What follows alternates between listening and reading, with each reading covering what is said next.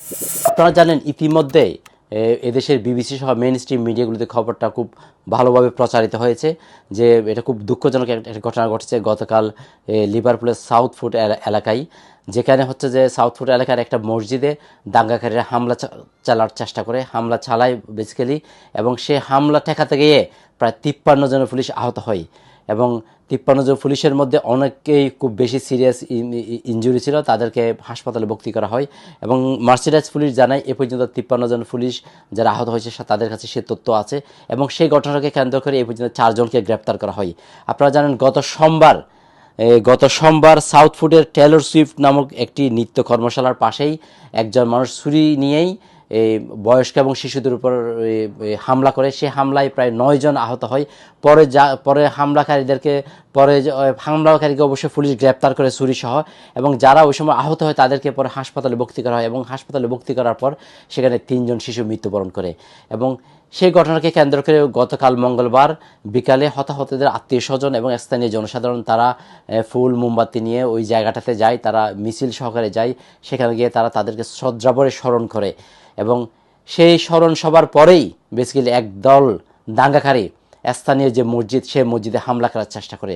যখন হামলা করে তখন তারা ইট নিক্ষেপ করে, তারা আপনার পাথর নিক্ষেপ করে, তারা এই আপনার বোতল নিক্ষেপ করে, এবং সেই ঘটনার পাশে একটা তারা দোকান ছিল, সেই দোকানে তারা লুটপাট করে, ভাঙচুর করে এবং মসজিদের দেওয়ালও ভাঙচুর করে। ওই সময় মসজিদের ভিতর ইমাম, মুয়াজ্জিন সহ প্রায় 8 জন উপস্থিতি ছিল বলে জানাই, যে মসজিদের সভাপতি উনি জানাই ওখানে 8 জন উপস্থিতি ছিল।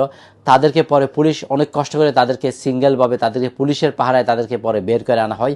কিন্তু প্রায় অনেকক্ষণ ধরে পুলিশের সাথে দাঙ্গাকারীদের ধাওয়া পাল্টাওয়াদা করে দাঙ্গাকারীর সময় অজস্র ইট পাতাল নিক্ষেপ করে এবং সেই ঘটনায় প্রায় 53 জন পুলিশ আহত হয়।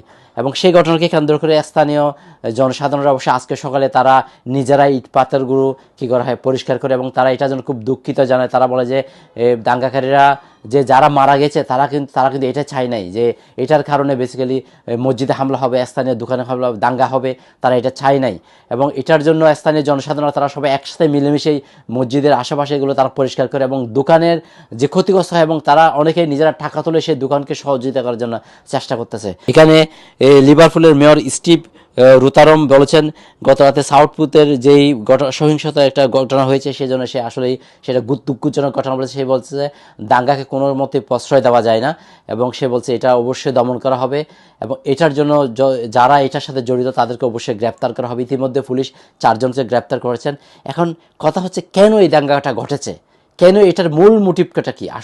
আসলে মূল মোটিভটা হচ্ছে যে যাকে হামলাকারী সোমবারের ঘটনায় যাকে গ্রেপ্তার করা হয়েছিল সে হামলাকারীকে মুসলিম বলে গুজব রটানো হয়েছিল, এবং সেই গুজবের কারণেই বেসিক্যালি গতকাল মঙ্গলবার সন্ধ্যার পরেই আপনি জানেন লন্ডন টাইম প্রায় 9টার দিকেই যখন শোক মিছিলটা হয়, যখন তারা শ্রদ্ধাভরে হতাহতের স্মরণ করে, সেই ঘটনার পরেই কিন্তু দাঙ্গাকারীরা ওই মসজিদেই হামলা করার চেষ্টা করে। কেন?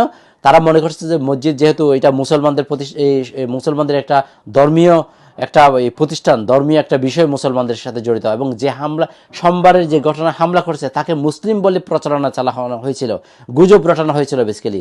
সেই জন্যই দাঙ্গাকারীরা মসজিদে হামলা করার চেষ্টা করে। তবে পুলিশ আপ্রাণ চেষ্টা করেছে সে হামলাকে ঠেকাতে, এবং ঠেকাতে গিয়ে প্রায় 53 জন পুলিশ আপনারা জানেন আহত হয়েছে।